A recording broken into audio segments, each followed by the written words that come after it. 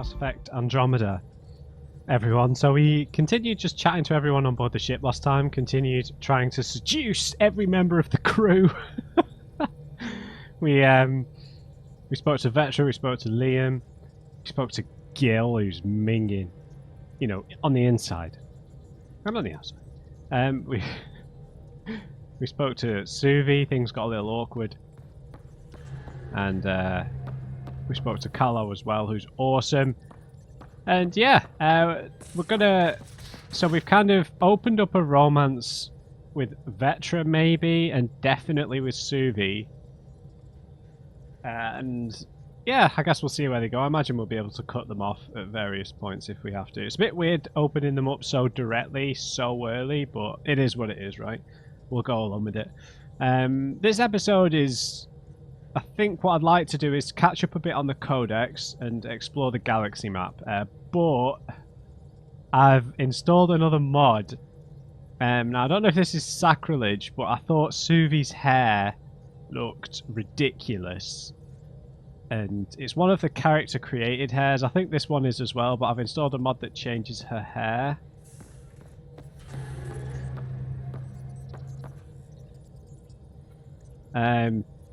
I think it's much better. It's kind of the same length. It's just been combed, essentially, right? She's working on a spaceship. She couldn't even see before. Let me know what you think, guys. Is this like sacrilege to do? I think she looks fine.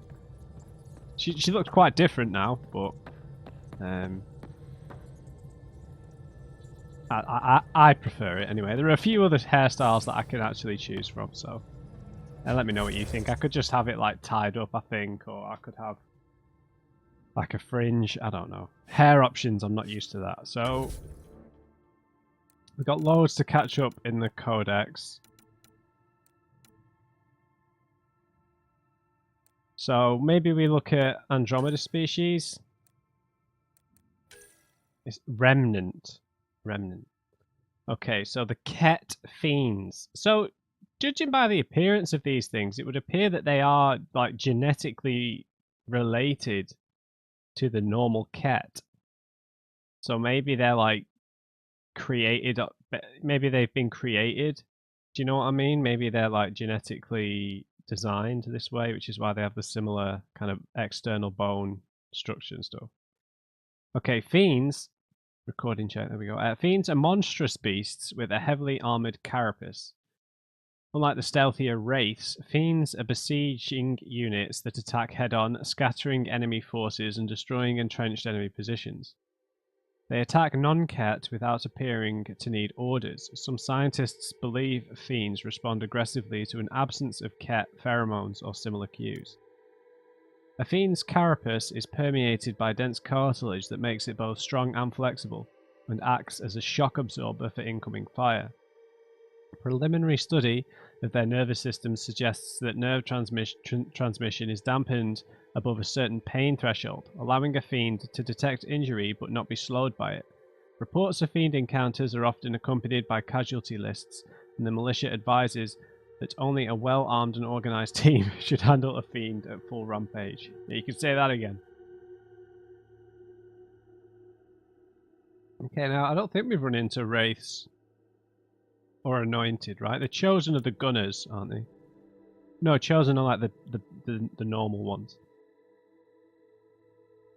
Chosen are the frontline soldiers of the Ket, encountered on multiple worlds as support for other Ket combatants.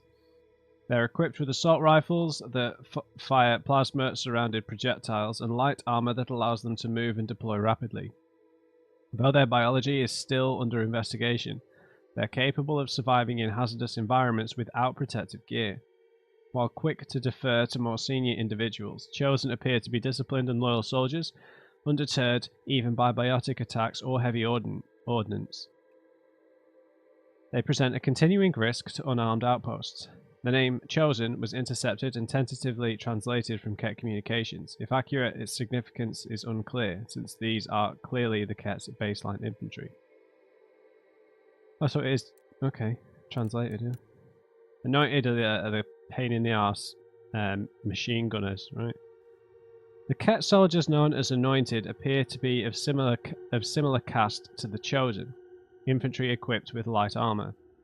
Anointed, however, wield heavy plasma cannons, making them a rallying point for other Ket forces, and shield themselves with kinetic barriers against splashback. A barrage from an Anointed's plasma cannon can shred through enemy barriers and severely damage ground vehicles. Communication intercepts suggest that Anointed assist in coordinating Chosen squads and act in an NCO role. It's unclear if the term Anointed refers to a senior rank amongst the Chosen, or if Anointed are part of a separate division within the Ket infantry. A Wraith. Oh, a Wraith, they're like the dogs. Nicknamed by Initiative Scouts. Nicknamed by Initiative Scouts, unlucky enough to encounter them. Yeah, they do sneak up on you, yeah. Wraiths are war beasts capable of adjusting their carapace pigmentation to blend into their surroundings. This ability lets them stalk an enemy over distances unseen or cause sudden disorder in enemy ranks, flushing targets to be picked off by other Ket forces. When attacking, Wraiths leap and strike with impressive jaw strength that can puncture ceramic armor.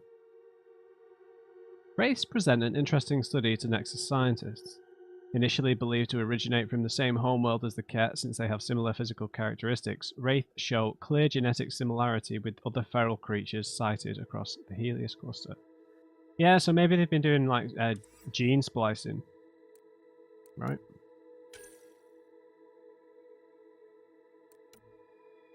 Oh, the manta was the flying thing, and the overview of Andromeda wildlife. The nature of life in the Andromeda galaxy was debated at length by Milky Way scholars. Many Milky Way species show convergent evolution, upright bipeds of a certain height and atmospheric tolerances, leading some to theorize this pattern might give some evolutionary advantage, despite counter-arguments by Hanar scientists. Interestingly, the Ket and Angara continue to fit this pattern. Who are Angara? That's a spoiler. That's a spoiler, dude. I don't know who the Angara are, but it's clearly another race. The wildlife and flora encountered in the Helios cluster have adapted to the presence of the scourge, evolving epidermal layers or carapaces that can cope with ambient radiation, or in the case of some plants, successfully feeding off it.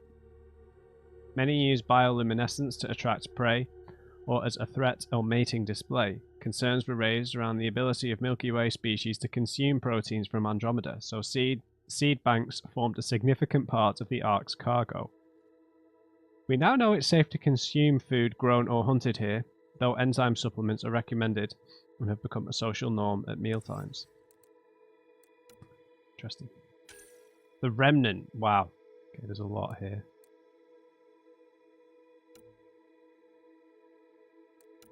Okay, interfacing. I'm going to read through all this, man. Remnant technology requires careful reactivation dubbed interfacing, a process Alec Ryder and I first developed on Habitat 7, using glyphs, dense data packets of Remnant code, a working understanding of their language, and the interface capabilities of a Pathfinder implant. I can help trigger or control Remnant technology from appropriate locations.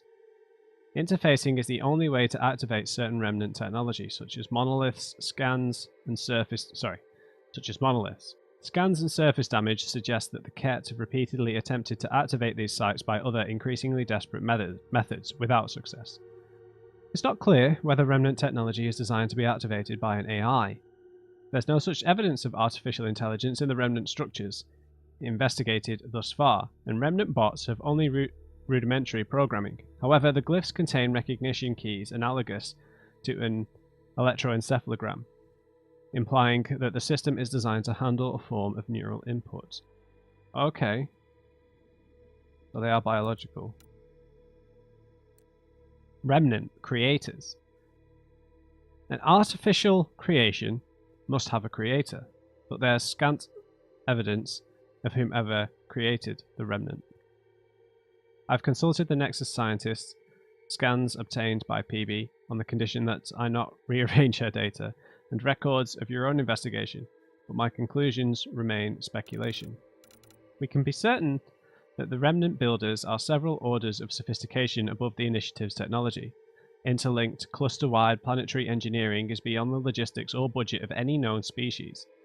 The energy requirements alone suggest a Type 1 civilization on the Kardashev scale. On a cultural level, the builders must have been intelligent and capable of large-scale cooperation.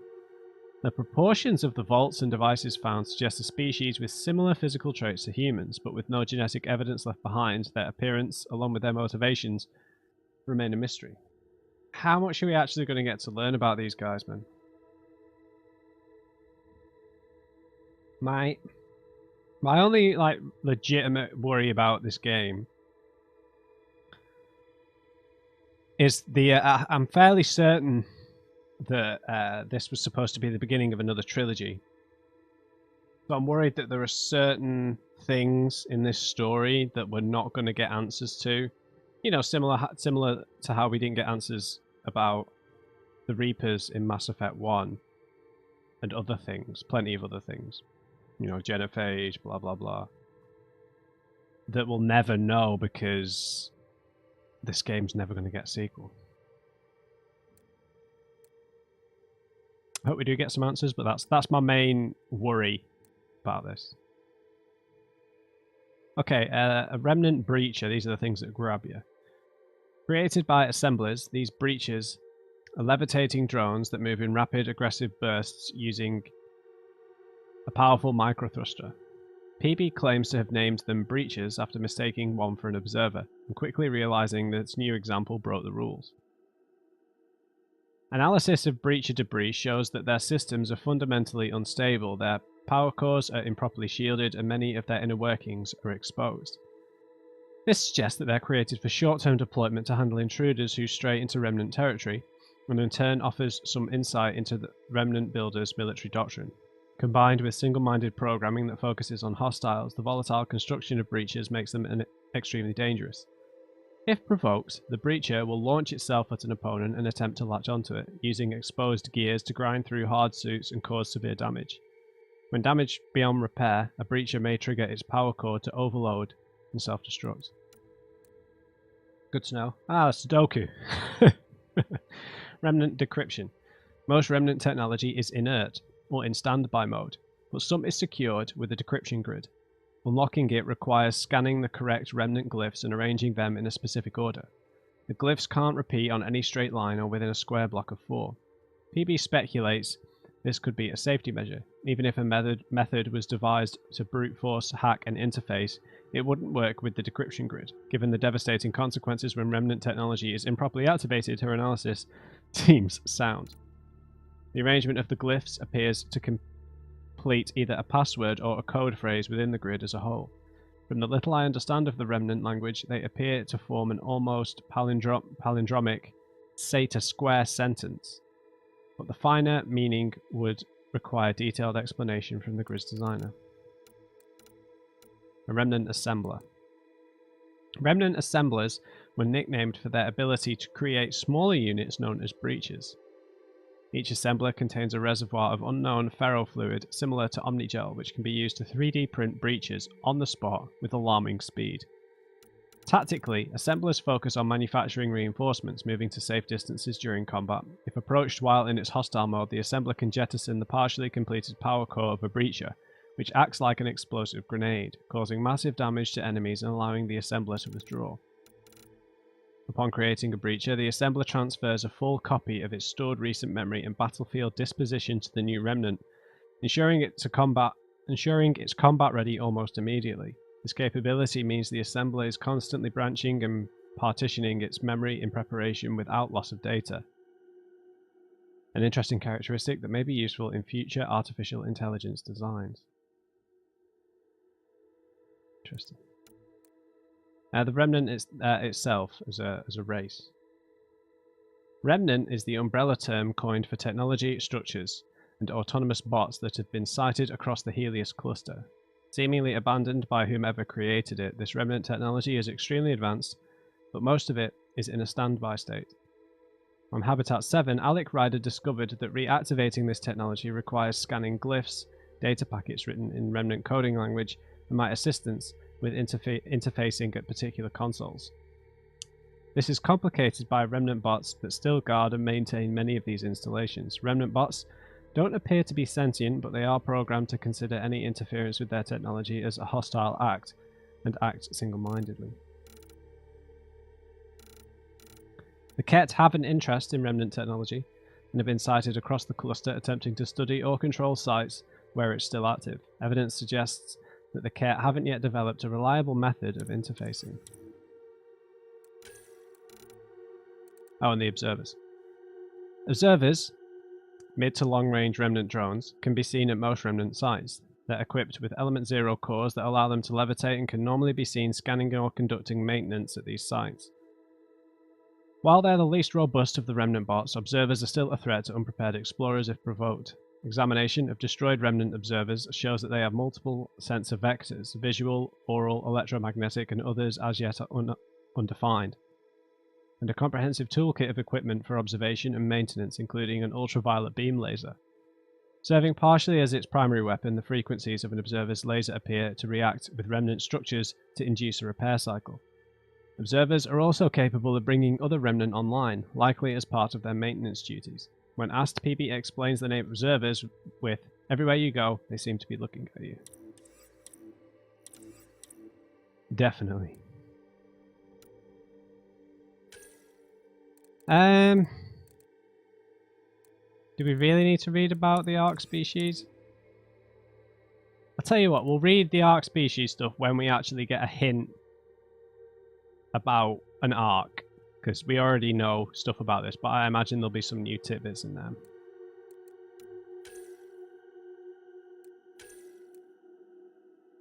Okay. This will be cool, because we get to read up on all our squad mates, right? This is from Sam's perspective at least, so yeah, this will be interesting.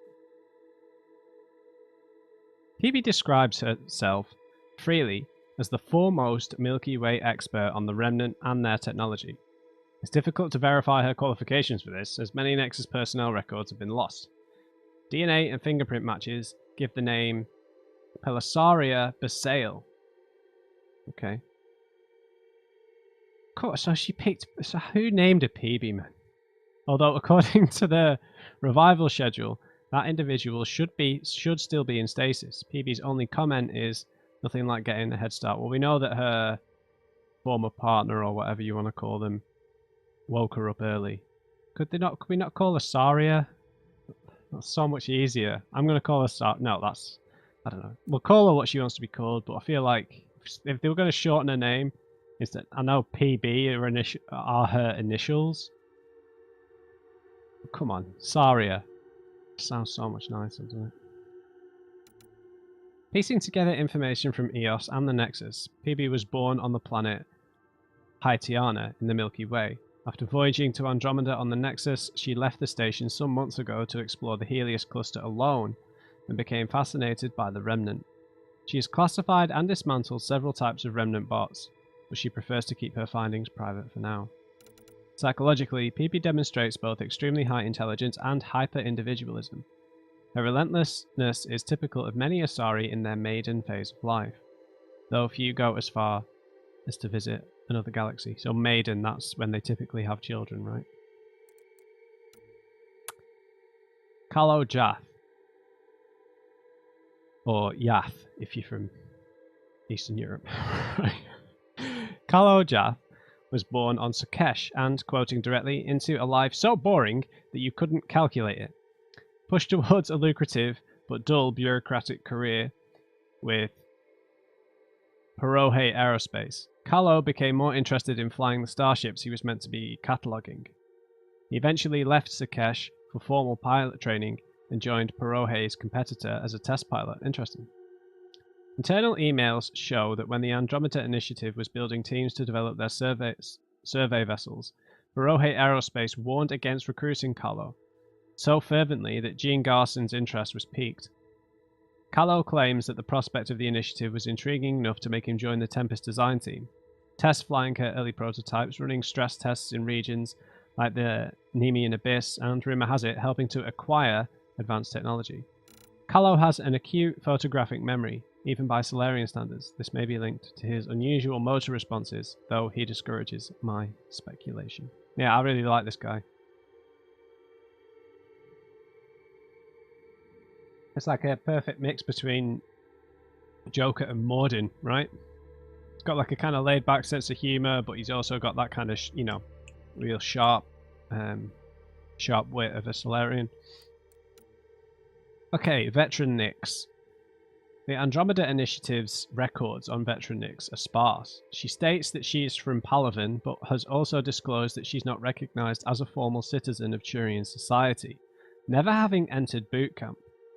It appears she left Palaven at an early age and spent most of her life in the outer reaches of Council space, never settling down in one place. Vetra was recruited into the initiative by Nakmor Kesh, who lists her as a business associate and recommended her on the basis of her street smarts, adaptability, and familiarity with most weapons. Vetra's only other recorded family is her sister, Sidera Nyx, who accompanied Vetra on the journey to Andromeda on board the Nexus. A footnote in Vetra's file indicates that she may have been part of an unnamed mercenary band that was hired to steal sensitive military secrets from a base on Menei. The culprits were never caught. Menei's an Asari world, right? This guy, man. Gil Brody. Technical Officer Gil Brody is Chief Engineer aboard the Tempest. After travelling to Andromeda aboard the Nexus, records show that Gil was woken from stasis roughly a year ago to assist with construction efforts before prepping the Tempest itself. There are no records of Gil's early life. He explains he was an undocumented street kid from one of Earth's megapolis cities. Though unschooled, Gil likely showed a remarkable aptitude for mathematics and spatial reasoning since at 10, he often broke into a local scrapyard to dismantle and repair destroyed shuttle engines. Yeah, of course he did. In time, he was caught and sentenced to a steady job. Gil's mechanical expertise eventually drew him off-world to numerous colonies across the Milky Way. His unconventional work drew the attention of Vetra Nyx, who agrees she was always on the lookout for new contacts. Vetra claims she persuaded Gil to join the initiative.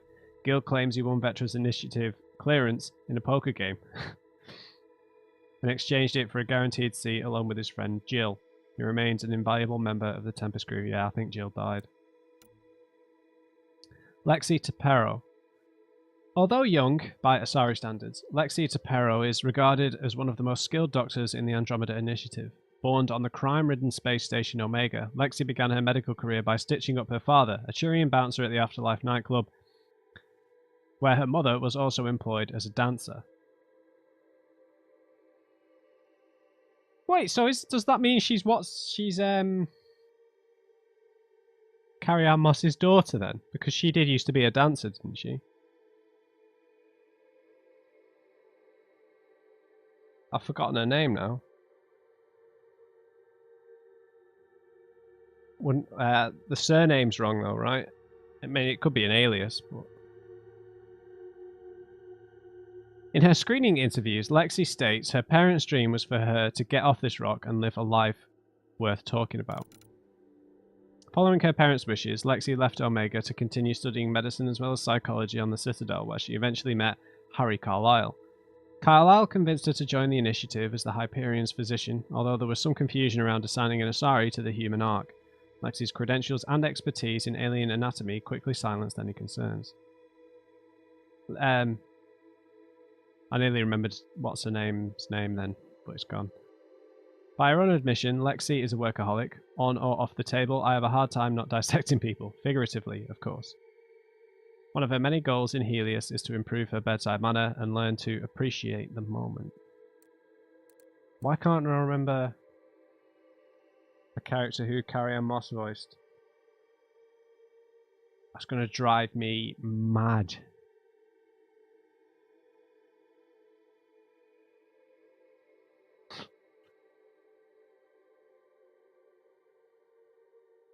Bollocks. Alright, Nakmor Drak.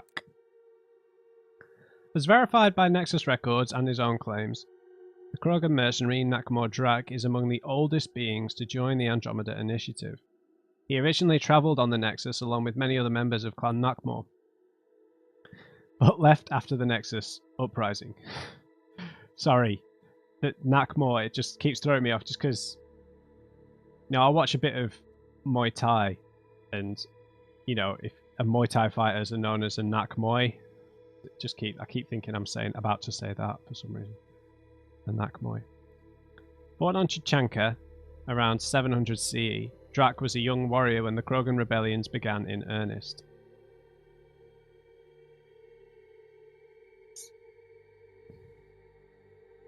He and his Krant accounted for over 200 kills, which Drac claims included 3 of the then newly founded Council Spectres.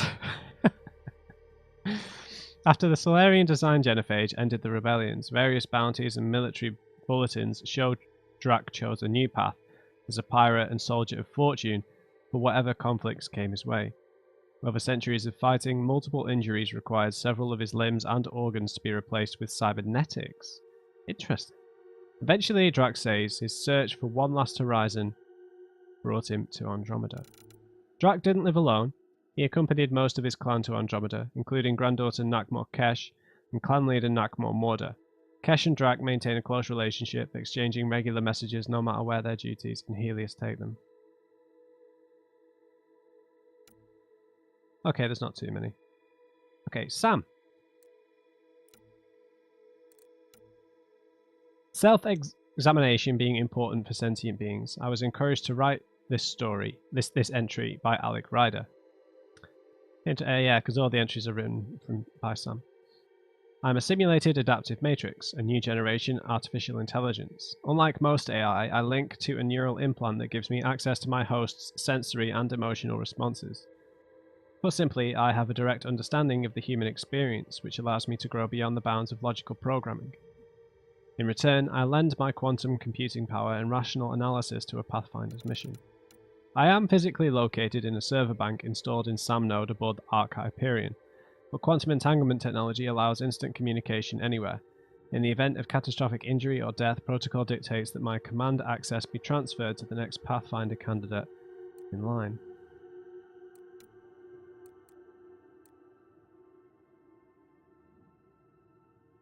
Yeah, we did read this earlier. Alec Ryder. Born on Earth in 2129, Alec Ryder says his love of new frontiers was fostered by a childhood in the Sierra Nevadas. According to his service record, he joined the Alliance military and was eventually assigned to John Grissom's historic expedition through the Chiron Relay. His experience made him a candidate for what would be later known as N7 training back on Earth, where he met Dr. Ellen Harlow. After their marriage, Alec continued military service, most notably on Shanxi in the First Contact War against the Turians. Assigned as a military attaché in the Citadel in the late 2160s, Alec became interested in artificial intelligence as a means of human advancement. His pursuit of this illegal technology led to a dishonorable discharge from the Alliance military. Contacted by the Andromeda Initiative, Alec found a sponsor to help complete his work. I am the product of that research, assisting not only the initiative but Alec's new role as a Pathfinder. Soon after our arrival in Andromeda in 2819, Alec Ryder died during operations on Habitat 7.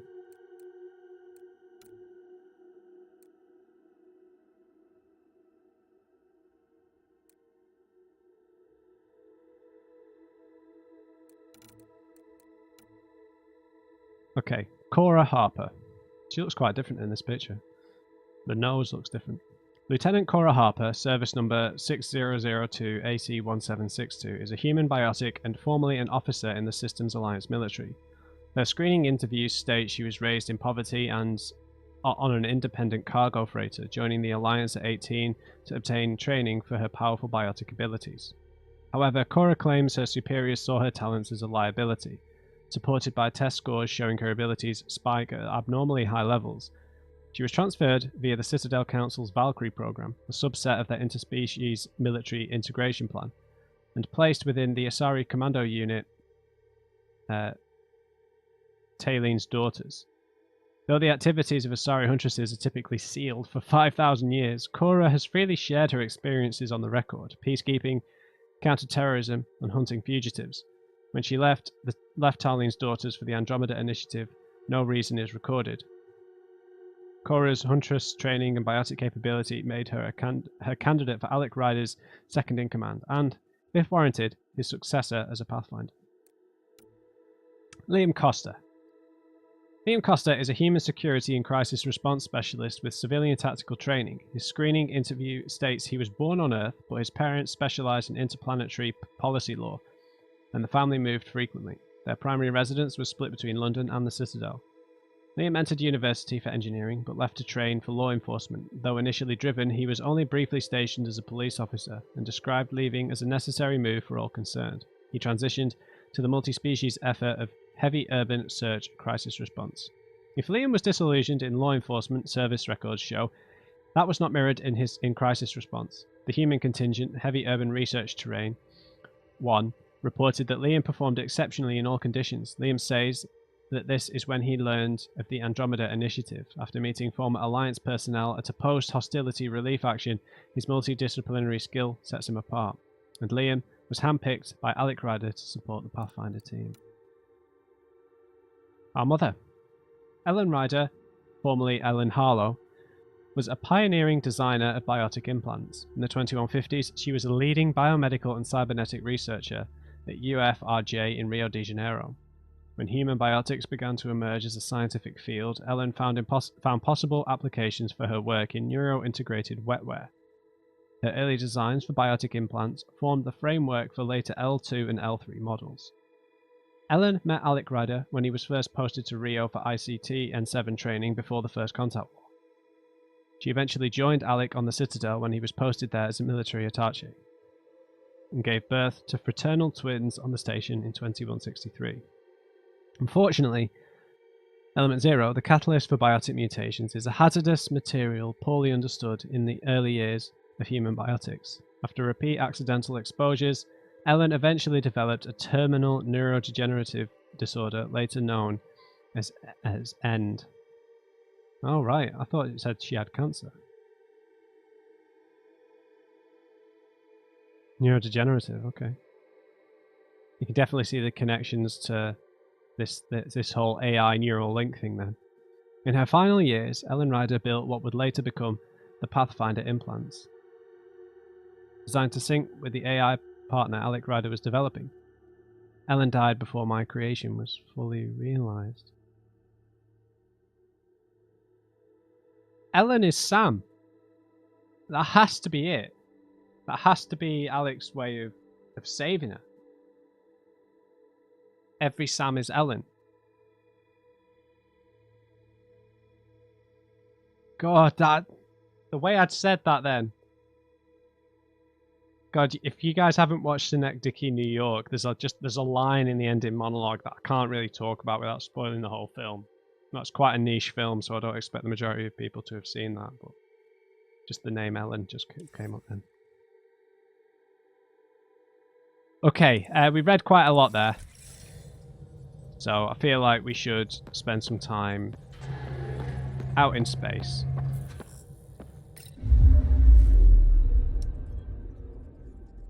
Right, EOS.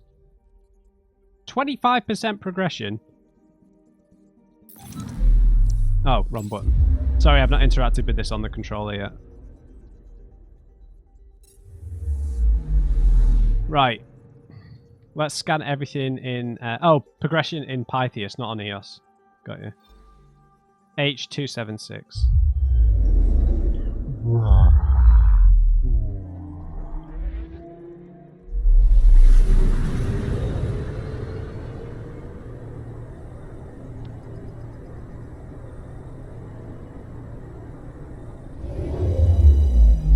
So don't tell me we can land here as well.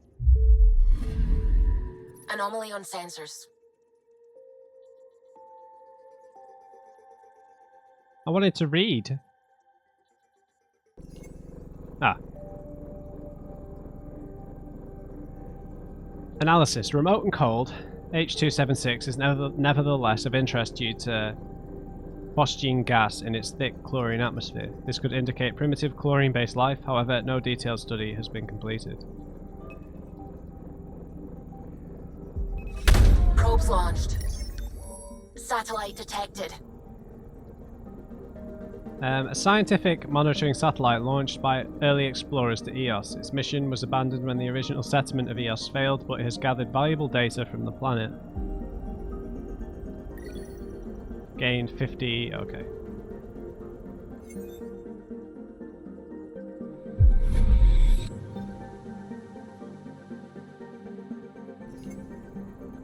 No, there's nothing else here.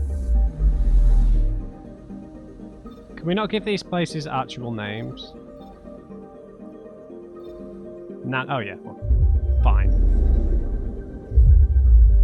We don't have to keep watching these.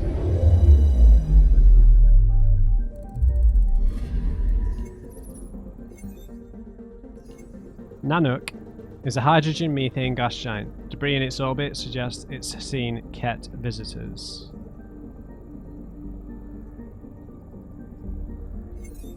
Okay, nothing there though. H060.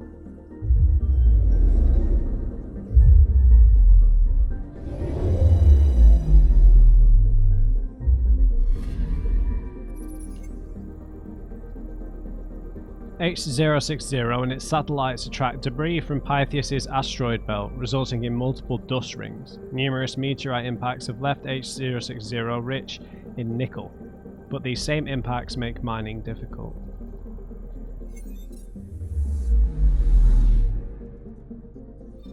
Pele. Okay.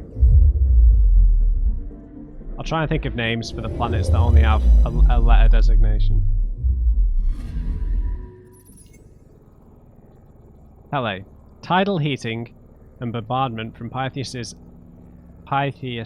asteroid belt has aggravated Pele's volcanic activity. Methane in its upper atmosphere contributes to the planet's scorching conditions.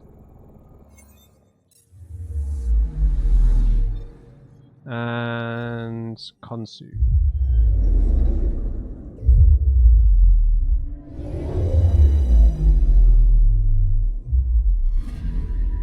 Anomaly on sensors. Konsu's oddly mild climate, given its orbital distance, and rich resources made it a candidate for a mining outpost. However, its unexpectedly rugged terrain has tabled discussions indefinitely.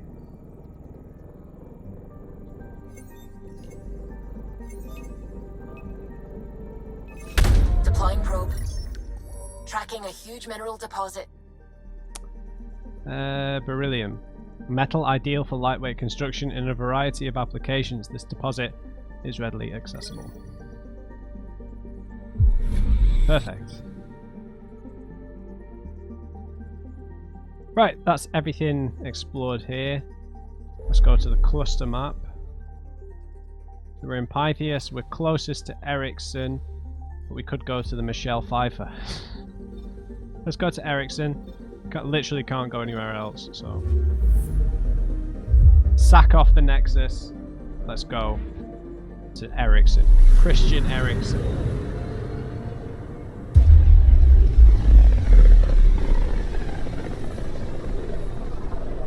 So this is where the human ark first entered Helios? Heck of a wake-up call. Oh, so the Scourge is all over this. Vinland, Helluland, Vinland, Markland. Sounds Ericsson, Swedish, right?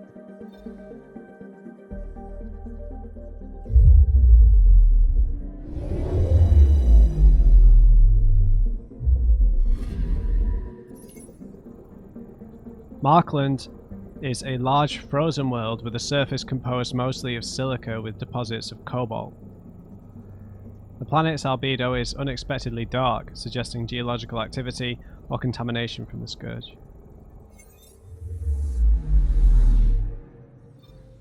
Helluland. So maybe we can go back to Habitat 7?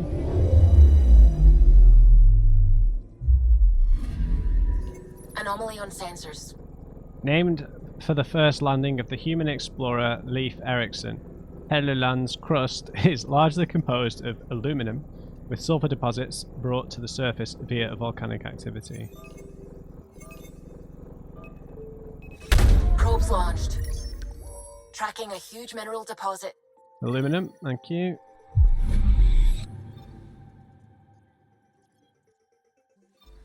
Finland. Yeah, I imagine we're going to be able to go back to Habitat 7, which is probably not the right time for, but I don't know. We'll check anyway. Oh, I didn't mean to watch the animation, sorry. Anomaly detected.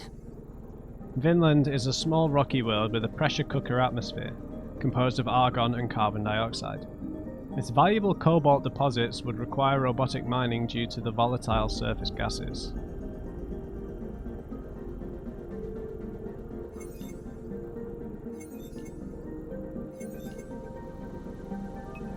Oh, you can actually kind of... Like that crate is what we want. A crater. A crater caused by the impact of heavy debris, possibly from the Scourge. The meteorite still contains valuable resources. XP. Okay.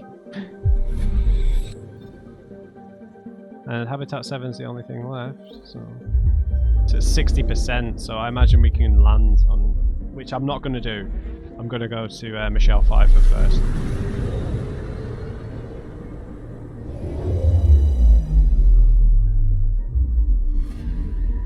Anomaly on sensors. Even visual scans show that Habitat 7 is no longer a promising settlement world. The planet's atmosphere is largely argon nitrogen, and little of the projected plant life has survived. There we go. A satellite. Deploying probe. Satellite detected. A standard monitoring satellite. Its registration showed it was deployed accidentally from the Hyperion during its collision with the Scourge. 50 Milky Way research data. Oh, that's everything. Sweet. Thank you, Ericsson. Let's head to Pfeiffer.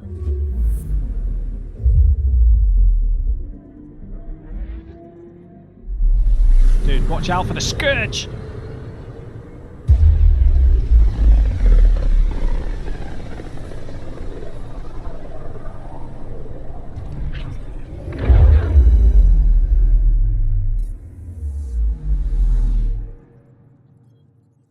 Welcome to Michelle Pfeiffer. Oh, this is the place that had the black hole, isn't it? Wow. Let's start from the outside. H461.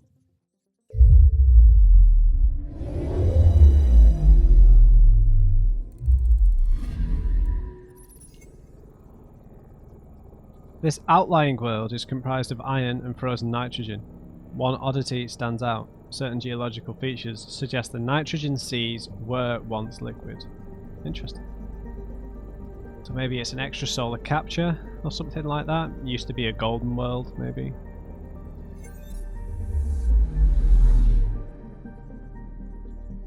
We'll save the black hole thing for last. 479.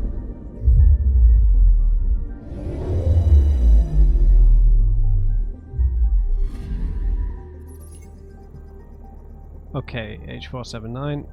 Extreme radioactivity and high velocity winds make this planet a poor candidate for mining, despite its rich metal deposits. A potential candidate for future endeavours. You can see lightning storms all over the surface, right?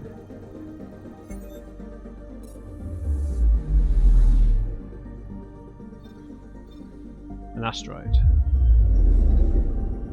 Look at that black hole. We've got dark bramble, we've got all sorts. The unusual mineral composition of this asteroid suggests it may have origins outside the Pfeiffer system and became caught in the sun's gravity. Aluminum, thank you. Rhea.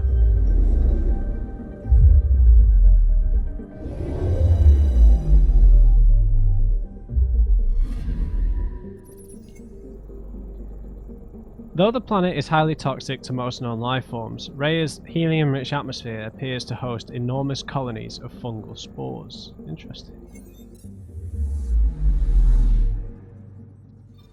Korvath. Sounds like a Krogan names this. Korvath.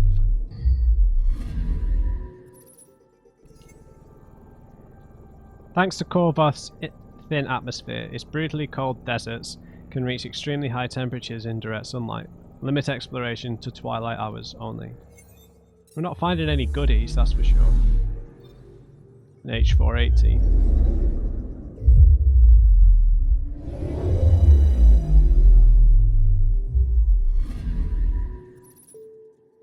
Nothing. Thick dust clouds, dangerous electrical storms, and heavy gravity render H480 inhospitable even for well-equipped Krogan explorers. Right, we're off to the black hole.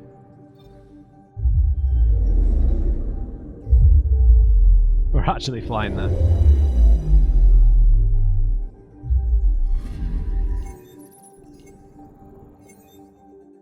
A Kerr black hole, H012 Ketos. Even at this distance, the black hole presents a risk to onboard ship systems. The accretion disk around it is composed of the remains of at least one solar system, destroyed by the black hole's formation and gravitational pull.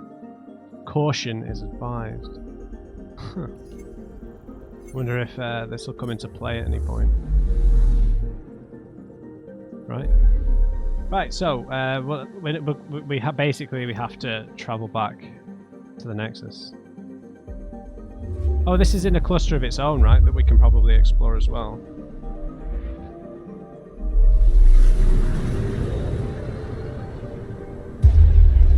Not cluster, solar system. Familiar territory. Unfortunately. It's been here for months. Still not enough time to survey it all. Let's do that then. I'm picking up something. From where? Okay, Mahuan.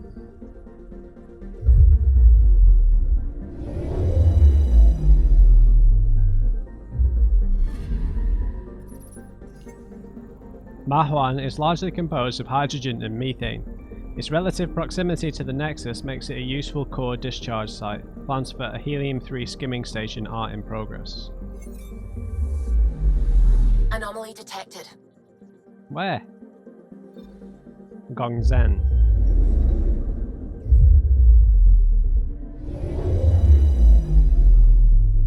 God, I've got the sound effects turned down a little bit, but this is ridiculous. Gongzen is a small but scorching world, partially due to a crushing nitrogen carbon dioxide atmosphere. Evidence suggests its icy ring was once a small comet. Anomaly detected. Yeah. H599.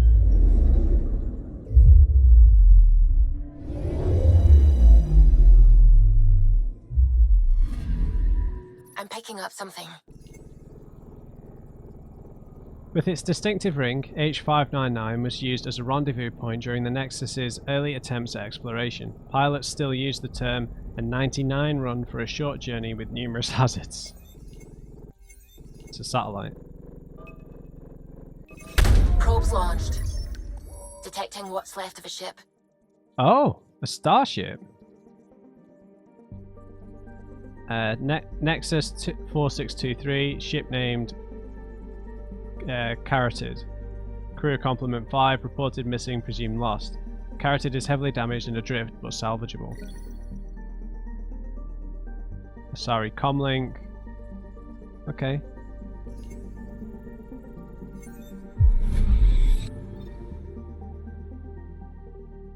Anomaly on sensors. Still?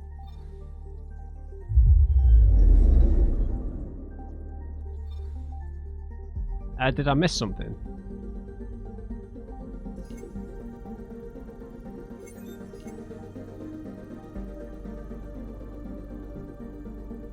I don't think so. It is a little strange that we can zoom around it, but...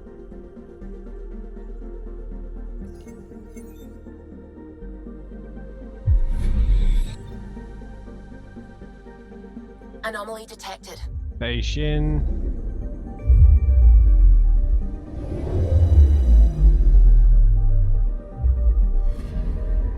Anomaly detected. Phasian is an extremely hot and volcanically active world. A thick carbon dioxide and ethane atmosphere covers an iron-rich surface with deposits of calcium. I like that what we're trying to find is usually quite visible even without the scanner, right? Probe away. Much better than the probe stuff in the found. original games. A volcano. This volcano has recently erupted. Phasian's unusually strong gravity, 3.2 G, means the lava flow is localized and may be valuable for study. Go.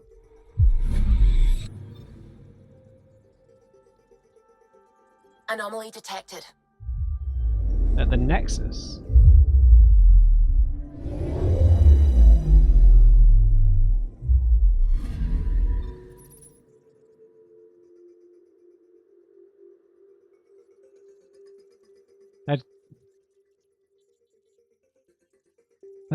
Okay. Headquarters of the Andromeda Initiative, the Nexus is a massive space station designed to anchor the returning arcs, process resources, and support colonists before their departure to new worlds. All new arrivals must pass quarantine. Yeah, that's what I'm being told to do.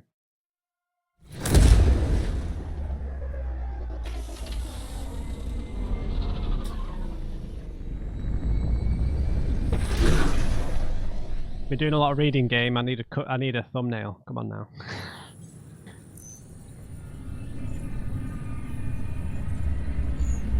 Yeah, looks like the Citadel, right?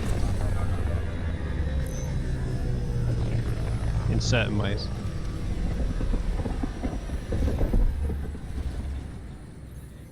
I like the Tempest though. I just like the fact that it looks like a Concorde. I always really. Pathfinder, is it true? Oh. We're settling Eos. We've thought that before. But Eos is different now, right? Pathfinder. All right, settle down. Give him space. Lieutenant Syax, Kendros' aide. They all wanted to see you. Real hope again. It's been a while. Yeah, good day for a party, guys. Relax, Lieutenant. If there was ever a day to pop some champagne. Certainly. The initiative's finally back on track. Professor Herrick, right? What you achieved with that remnant vault is unprecedented, Pathfinder. Impossible. But with new scientific talent waking up, we'll unravel those mysteries. The whole Nexus will benefit. Yeah, this proves our resilience. As long as we keep sticking with it, we should get there eventually, right? We've taken some hard knocks, but this proves we'll always get up again. Always. Well, what are you waiting for? There's a new world out there. Thank you, Ryder. Awesome. Oh, look at this. We ask that you refrain from picking foliage in the Nexus Commons area. The consumption or sale of any plant specimens is strictly prohibited. Oh, there's Vetra. Don't shove the crate off the... You shoved the crate off the ramp. Where do they find these people? Keeping tabs on things back here? Yeah, I try to watch what's going on while we're away, but it's nice to check in person. Everything in order? Going well, I hope? As well as it can go with limited resources, yeah. Tiny steps. Okay. Enough. Look, this isn't going to work. Just give me another chance. The Nexus invites you to visit the newly opened vortex. Who's saying that? Okay, we've got a side quest over here from that Solarian who we just spoke to, right? Watch your tone. You saw what happened to the Krogan. But we need this equipment. Well, you're not getting it. Stop making frivolous requests. A It's not a Dalatras? frivolous request. Properly functioning air filters are at... Frivolous. You'll just have to make do. We It's a can't Dalatras. fix the station breathing bad air. We've never met a female Solarian in person except for the Dalatras in the third game, in that one scene. Your incompetence isn't my problem. Just do your job. How dare you talk to the Dalatras that way? What do you want? That didn't look like a fun meeting. Sounds like you're having a rough day. You saw that, huh? Oh, I'm sorry I snapped at you. The way Spender treats me? Everyone, I'm so angry. I don't understand how he's in any position of authority. Wait, who? What? Is that who we heard about who stitched up the Krogan? I can't remember. I didn't see. God's sake. I haven't heard much good about that guy. Yeah. Whatever you've heard, it's not half as bad as the reality. Just last week, he tried to redirect some of the supplies we need to keep the stasis pods going. Why? I have no idea. But if Kesh hadn't stepped in and threatened to airlock him, it would have been a disaster. He's always like that. Making bad decisions, driving the Krogan away. Yeah, it's him. Treating people like scum when no one's watching. I can help. Maybe there's something I can do. A man like that's bound to have some dirt. I wish Tan and Addison could see it. Things have gotten so bad that Kesh had to literally kick him out of engineering. How literal we talking here? Boot to ass. Oh, it was glorious. We need him gone, but as incompetent as Spender is at his job, he's insanely good at keeping it. Kesh can tell you more. Well, let's put him in the airlock. The spirit of Javik lives on. The Nexus invites you to visit the newly opened vortex. Can I save here? Yeah, I can save here. So let's just check the map, see if whoa. So this is a completely new area of the Nexus, right? This is the new icon for the player. We're not on N7 technically, so we've got a couple of shops here: vehicle merchant, general merchant, the cultural center, arms merchant, armor merchant, vortex. Right, that's the elevator, the lift. Okay. Oh, I've lost my connection. Alright guys, I think I'm actually going to leave that episode there. I did a lot of reading. Filled in some information about our squad mates. We explored the available star systems. There wasn't anywhere to actually land there. Maybe there will be eventually, I'm not sure. It didn't seem like there were any golden planets there anyway. Hello there. Anyway. I hope you enjoyed this episode, guys. Leave me a like if you did. And just remember, everybody, never trust and uncrate. I'll see you next time.